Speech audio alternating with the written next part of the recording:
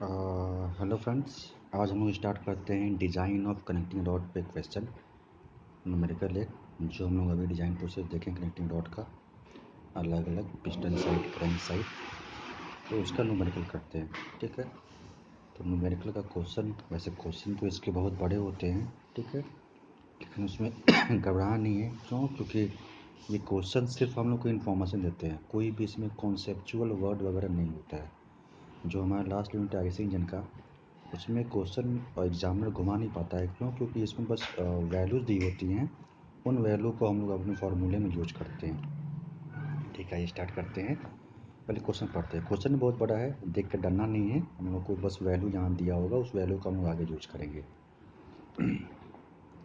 Design a connecting rod for an IC engine turning at 1800 RPM 1800 RPM and developing a maximum pressure of 3.15 newton per millimetre square. Maximum pressure कितना है? 3.15 newton per millimetre square. The diameter of the piston is 100 millimetre. ठीक है, piston का diameter यहाँ पर दिया 100 millimetre. Mass of the reciprocating part M R दिया है। Parts per cylinder 2.25 kg। Length of connecting rod 380 millimetre. Stroke of piston 190 millimetre and compression ratio 6:1। ठीक है, एक कंप्रेशन रेशियो के बारे में भी हम आगे बताएंगे क्या दिया है, क्यों दिया है ये आगे। Take factor of safety of 6 for design. ठीक है, फैक्टर ऑफ सेफ्टी कितना लेना है? 6 लेना है। Take length to diameter ratio L/D ratio for big end bearing is 1.3, small end bearing is H 2। ठीक है, ये वैल्यू, ये सब वैल्यू हम आगे यूज करेंगे, तो कंफ्यूज नहीं होना है, बस हम पढ़ रहे थे question. And the corresponding bearing pressure as 10 newton per millimetre square and 50 newton per millimetre square. The density of material of rod may be taken as 8000 kg per metre cube. ठीक है, and allowable stress in the bolts as 60 Newton per millimeter square and in cap as 80 Newton per millimeter square. The rod is to be of I section। यहाँ पहले से I section दे दिया है। आगे देखिए, for which you can choose your own proportion। ठीक है, यहाँ हम लोग को दे दिया, बता दिया गया कि हम लोग अपने प्रोपोर्शन का कोई भी आई सेक्शन चूज़ कर सकते हैं। तो क्यों ना हम लोग इजी वाला चूज़ करेंगे एग्जाम में? क्यों हम लोग को एक्सरसाइज थोड़ी करना है। तो आई सेक्शन ऐसा जो हम लोग देखे थे, आई सेक्शन वैसे थे एक सिमेट्रिक आई सेक्शन लेंगे जिसका आई एक्सेस और आई वाई वाई निकालना हमारे लिए आसान हो जाए। ठीक है, वैसे चूज करेंगे। Use Rankine formula for which the numerator constant में be taken as 320 Newton per millimetre square. ठीक है, ये सिग्मा की वैल्यू दी हुई है रैंकाइन फार्मूला के लिए। ठीक है, एंड डिनोमिनेटर कांस्टेंट 1/7500। ठीक है, ये ए की वैल्यू दी हुई है। ठीक है, ये हम लोग यहाँ तक समझ में आ गया। अब हम लोग किसकी बात कर रहे थे? यहाँ पे कंप्रेशन रेशियो 6:1 की बात कर रहे थे। ठीक है, कभी कभी क्या होता है ऐसे क्वेश्चन में, चूँकि एग्जामिनर कुछ घुमा नहीं पाता, हम लोग को घुमाना इन द सेंस मतलब अ, हम लोग को कॉन्सेप्चुअली नहीं घुमा सकता, तो क्या करता है, ये कुछ सुपर फ्लूइड डाटा देता है। इसको बोलते हैं सुपर फ्लूइड डाटा, यानी इस डाटा का क्वेश्चन में कोई यूज ही नहीं है। बच्चे क्या करेंगे, अरे ये तो डाटा दिया हुआ है तो कहीं ना कहीं तो यूज होगा ही, तो कहीं ना कहीं ज़बरदस्ती यूज करने के चक्कर में क्वेश्चन गलत हो जाता है। ठीक है, तो ज़बरदस्ती यूज नहीं करना, हम लोग को क्या करना है, इसको हम लोग एलिमिनेट कर लेंगे, देखेंगे नहीं, क्योंकि अभी तक डिजाइन प्रोसेस में कहीं भी इसका यूज नहीं हुआ है। ठीक है, तो एग्जामिनर ये कर सकता है, क्योंकि इतने बड़े क्वेश्चन वो कंसेप्चुअली नहीं घुमा पाता है हम लोग को। ठीक है, तो क्या करता है, सुपर फ्लूइड, जिसको बोलते हैं सुपर फ्लूइड डाटा, यानी जिस डाटा की ज़रूरत ही नहीं है, तो सुपर फ्लूइड डाटा देता है और बच्चे कन्फ्यूज जाते हैं। चलिए स्टार्ट करते हैं। यानी 6:1 का यूज ही नहीं है कहीं। गिवन, ये पूरे गिवन में से थोड़ा गिवन है आई सेक्शन के लिए, तो हम लोग उसको स्टार्ट कर रहे हैं। n is equal to 1800 RPM, p is equal to 3.15 newton per millimetre square, d is equal to 100 millimetre, M R 2.25 kg, L is equal to 380 millimetre या 0.38 metre, stroke 190 millimetre, compression ratio इसका use नहीं है, लिख लिए फिर भी 6:1 और factor of safety है 6। ठीक है, अभी और भी डाटा है इसमें, ठीक है, लेकिन हम लोग अभी मिनिमम डाटा के साथ स्टार्ट करते हैं, जब आगे यूज होगा तो आगे करते रहेंगे। तो जैसे कि हम लोग से बोला है कि अपने चॉइस का कोई भी आई सेक्शन चूज़ कर लिया जाए। मशीन डिजाइन में यही तो खासियत है, लिख देता है कि एज्यूम सूटेबल वैल्यू। ठीक है, सूटेबल वैल्यू के साथ साथ ये भी, तो हम लोग क्या करेंगे, ऐसा ही आई सेक्शन करेंगे कि जो हम लोग ईजिली सॉल्व कर लें। तो वही आई सेक्शन क्यों ना उठाएं जो हम पिछले सॉल्व किए हैं क्वेश्चन में, पिछले क्वेश्चन से पहले। तो वही आई सेक्शन लेते हैं, इसको बोलते हैं फ्लेंज। ये दोनों क्या है, फ्लेंज। ये होता है वेब। ठीक है, तो फ्लेंज की थिकनेस टी, वेब की थिकनेस टी। ठीक है, ये डिस्टेंस 3t है, ये डिस्टेंस 4t, ये पूरा डिस्टेंस 5t है। ठीक है, कितना इजली हम लोग एक सिमेट्रिकल आई सेक्शन निकाल लिए हैं। ठीक है, जो यही चूज़ किए, क्योंकि यही आई सेक्शन हम पीछे सॉल्व किए हैं, तो आराम से आई एक्सिस और आई वाई भी निकाल जाएगा और कोई दिक्कत नहीं होगी। ठीक है, flange and web thickness of the section T. ठीक है, जो एज्यूम किया यहाँ लिख देते हैं, एग्जाम में समझ जाएगा।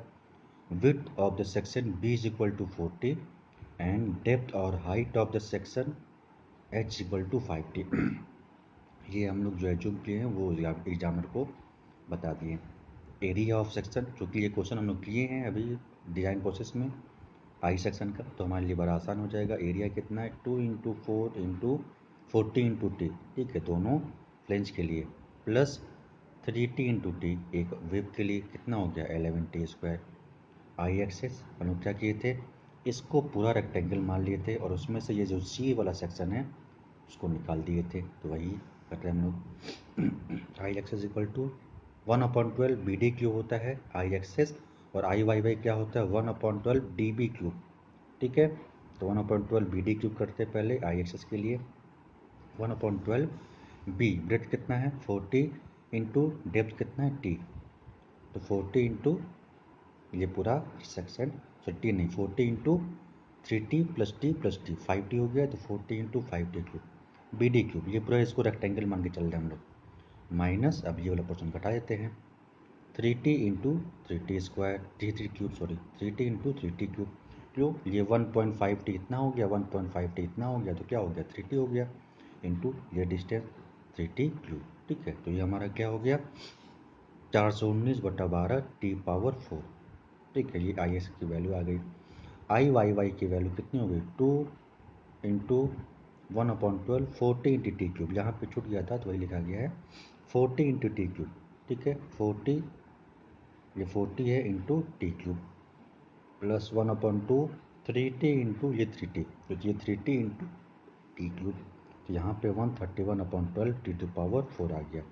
ठीक है, आई एक्सेस और आई वाई वाई का रेशियो क्या हो गया 419/12 इंटू 12/131, 3.2 वैल्यू आ गई।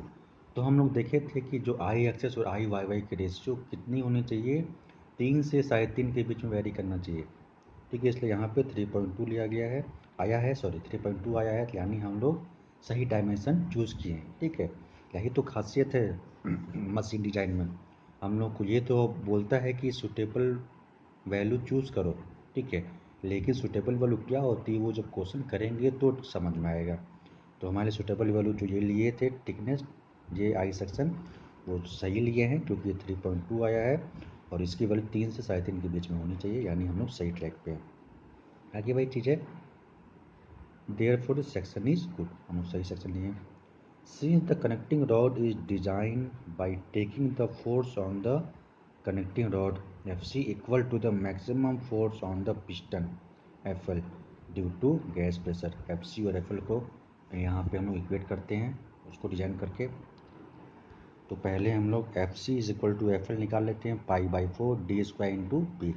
π/4 डी हमारा बोर दिया है 100 mm² इंटू 3.15 प्रेशर ये भी दिया हुआ है, कितना वैल्यू हो गया 24740 न्यूटन।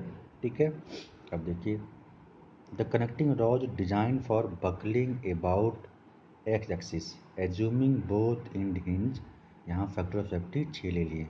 तो बकलिंग लोड डब्ल्यू भी कितना हो गया F C into factor of safety, यानी 24740 इंटू 6 कितना हो गया 148,440 न्यूटन। ठीक है, क्योंकि हम लोग को बकलिंग लोड निकालना, बकलिंग लोड क्यों, क्योंकि रैंकाइन फार्मूला में बकलिंग लोड ही निकालते हैं हम लोग। ठीक है, तो इसलिए बकलिंग लोड के लिए हम लोग को FC चाहिए और FC के लिए लिए, ठीक है। तो बैक क्वेश्चन करके हम लोग समझ में आ रहा है कि क्या क्या चाहिए, उसके लिए हम लोग क्या क्या निकाल रहे हैं पहले, फिर ठीक है। अब जो हमारा रैंकाइन फार्मूला एक बार देख लेते हैं। ये रैंकाइन फार्मूला, ये WB है, WB की वैल्यू निकाल लिए हम लोग। सिग्मा C गिवन है, A हमारा 11T² आ गया है प्लस 1/A, ये स्मॉल a की वैल्यू गिवन है, L/KXS। अब KXS की वैल्यू नहीं गिवन है, ठीक है। तो KX की वैल्यू निकालते हैं, वो भी नहीं देखे थे। I = AK², तो वही कर रहे हैं। Radius of gyration of the section about x axis KX = IXS/A, ठीक है। तो IXS हम लोग अभी निकाले हैं 419/12 T⁴ इंटू A 1/11T²। तो ये क्या हो गया 1.78T, KXS की वैल्यू आ गई 1.78T। लेंथ ऑफ क्रैंक, ये हम लोग IC में पढ़े हैं, क्या होता है स्ट्रोक ऑफ पिस्टन अपॉन 2, यानी पिस्टन का स्ट्रोक जो होगा अपॉन 2 लेंथ ऑफ क्रैंक होता है, यानी 190/2 यानी = 95 मिलीमीटर, ठीक है। 95 मिलीमीटर हमारा क्या आ गया लेंथ ऑफ क्रैंक आ गया। Length of connecting rod L = 380 millimetre, ये गिवन है। अच्छा, ये R की वैल्यू यहाँ पे नहीं होगा, फिर भी लोग निकाल लिए हैं, ठीक है। ये स्मॉल r की वैल्यू जब हम लोग इनर्शिया फोर्स का यूज करेंगे, वहाँ जब बोल्ट निकालेंगे उसका स्मॉल बिग एंड कैप का, तो वहाँ R की जरूरत पड़ेगी, ठीक है। तो अभी वैसे निकाल के इसको दिमाग में रखते हैं कि 95 मिलीमीटर कहाँ पे है। Length of connecting rod L = 380 millimetre, ये गिवन है। Equivalent length of the connecting rod for both and L = small l, ये 380 मिलीमीटर आ गया, क्योंकि ये L की वैल्यू हम लोग यहाँ चाहिए। अब आते हैं मेन फार्मूले पे। According to Rankine formula we know that buckling load WB क्या होता है, WB = sigma C into A/1 + A bracket में L/KXS², ठीक है। तो सिग्मा C यहाँ पे गिवन है, WB हम लोग निकालें अभी, देखिए यहाँ पे, ठीक है। WB निकाले हैं FC into factor of safety, ठीक है। तो जो चीज़ हमको चाहिए वो हम लोग पहले निकाल लेते हैं, ठीक है। इसलिए फार्मूले की पता होना जरूरी है, ये फार्मूले में क्या क्या चाहिए वो हम लोग पहले निकालेंगे स्टेप बाय स्टेप, तो ये हम लोग यहाँ पुट कर सकते हैं, ठीक है। समझ में आया। सिग्मा C गिवन है, A हम लोग 11T² अभी निकाले हैं, 320 गिवन है, 1 प्लस स्मॉल a दिया हुआ है न्यूमेरिकल कांस्टेंट के नाम से 1/7500 L 380 अपॉन KXS की वैल्यू अभी निकाल लिया हम लोग 1.780, ठीक है। तो वही चीज़ सिग्मा C एंड A की वैल्यू गिवन है। तो यहाँ पर हम लोग इक्वेट करेंगे, इक्वेट करते हैं।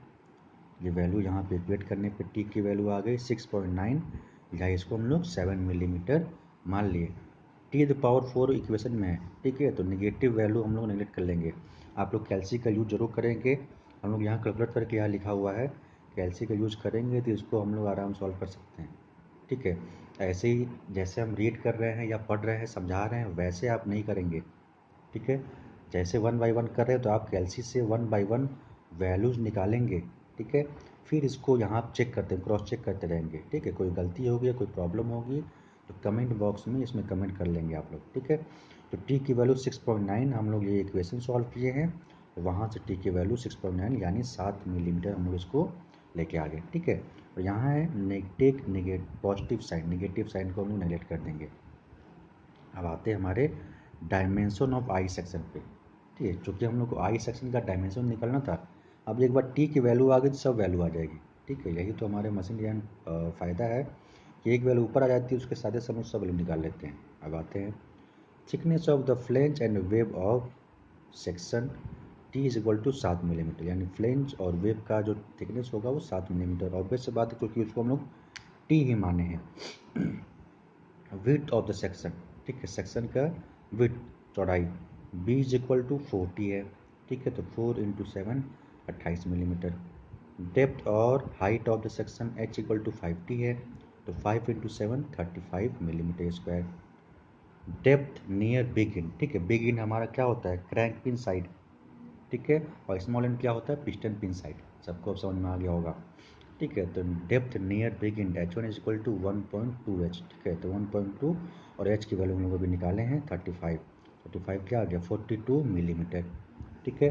Depth near the small and H2 की वैल्यू 0.85 H, ठीक है, 0.85 H को हम निकाले हैं 35, ये क्या हो गया 29.75 या 30 मिलीमीटर, ठीक है। Dimension of section near big and 42 × 28 and dimension of section near small and क्या हो गया 30 × 28 मिलीमीटर, ठीक है। तो ये हमारे आंसर हो गए, ठीक है। तो ये आई सेक्शन का थोड़ा लेंदी पोर्शन है ये, ठीक है, लेकिन एक बार टी निकल जाएगा हमारा, यहाँ पे टी निकाले हैं इक्वेशन से पुट करके, ठीक है, तो फिर हमारे सब वैल्यू आराम से निकल जाएगी। तो आज के लिए इतना ही करते हैं, अभी इस न्यूमेरिकल के और पार्ट बचे हुए हैं, ठीक है। तो अगले पार्ट अगले वीडियो में हम लोग किया जाएगा, ठीक है। अगले वीडियो में हम लोग क्या क्या देखेंगे, dimension of the crank pin, ठीक है, और the big and bearing and piston pin और स्मॉल एंड बेयरिंग, और third size of the bolt for securing the big and cap, ठीक है। ये दोनों जो हमारा है उसको हम लोग कल देखा जाएगा। आज के लिए इतना ही, ठीक है। इस क्वेश्चन को प्रैक्टिस करेंगे, ठीक है। कन्फ्यूजन में कुछ होगा, किसी कन्फ्यूजन होगा तो प्लीज़ उसमें कमेंट बॉक्स में कमेंट कर देगा, ठीक है। Thank you.